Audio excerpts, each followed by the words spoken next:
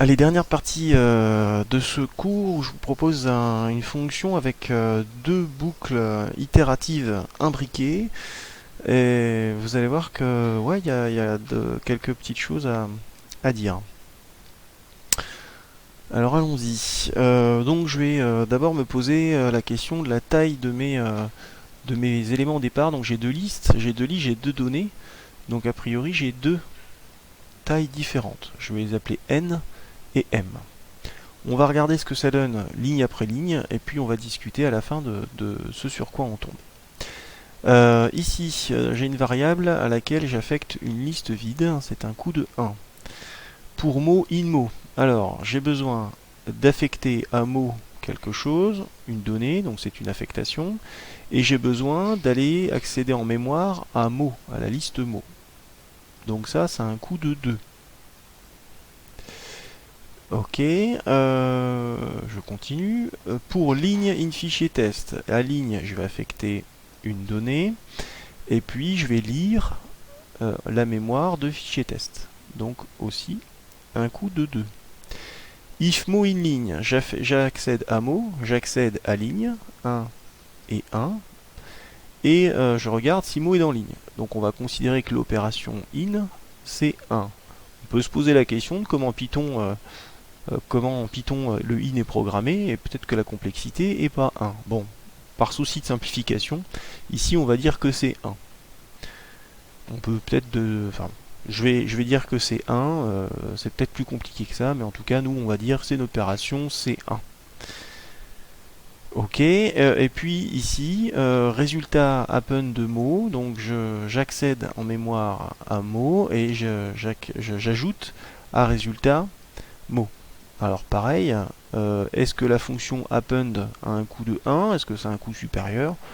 On ne sait pas trop, on va considérer que c'est 1. J'aurais pu imaginer un exercice où je vous dise, bah tiens, la fonction append a un coût de la taille de résultat. C'est-à-dire qu'on peut penser qu'on se déplace sur résultat et qu'on met mot à la fin, donc ça serait pas complètement idiot de se dire si résultat est de taille 10, bah append a un coût de 10. Et puis par exemple le in, pour vérifier si mot est dans ligne, je dois parcourir tout ligne. Et du coup, je dois bien, si ligne est de taille 10, bah in serait de taille 10 aussi, ce sera l'idée. Bon, allez, on considère que c'est 1 pour append et 1 pour ligne. Donc ici j'ai un coût de 3, ici j'ai un coût de 2. Ok, cette boucle conditionnelle, ici, du coup elle a un coût de 5. Et qu'est-ce qui se passe? Eh bien, cette boucle conditionnelle, je vais la répéter n fois. Et je vais me la répéter 2n fois, parce que cette première ligne que va falloir que je répète n fois, m fois, pardon, je vais répéter donc tout ça m fois. Allez, je vais rajouter à ce moment-là un m ici, et du coup, le coût de cette boucle pour qui est ici, c'est 2m, parce que je passe 2m fois dedans, fois 5. Enfin, je passe m fois dedans, mais la première ligne coût de 2, et les deux là coût de 5. Donc ça, c'est un coût de 10m. Et puis, tout ça, le 10m, je vais le répéter n fois. Cette fois, c'est n, c'est la taille de mot. Avec mon 2, il ne faut pas que j'oublie. Je vais prendre encore une autre couleur. Donc ici, ça va être un coefficient multiplicateur de 2n. Donc tout ça, je vais le répéter 2n fois 10m. C'est-à-dire 20 nm. Ok, donc le coût. Qu'est-ce que c'est? Alors, est-ce que c'est Tn? Bah, si je dis que c'est Tn, ça veut dire que ça dépend uniquement de la variable n. Or ici j'en ai deux. J'ai une taille de mémoire pour mot, une taille de mémoire pour fichier. Du coup, mon coût il va dépendre de deux variables, de n et de m. Qu'est-ce qu'il vaut? Bah, il vaut d'abord 1, et puis le coût de tout le reste, 20 nm. Alors voilà comment ça se passe quand on a comme ça deux boucles imbriquées. Ben on répète la première un certain nombre de fois, la deuxième un certain nombre de fois. Il faut bien qu'on multiplie les deux pour obtenir le coût total.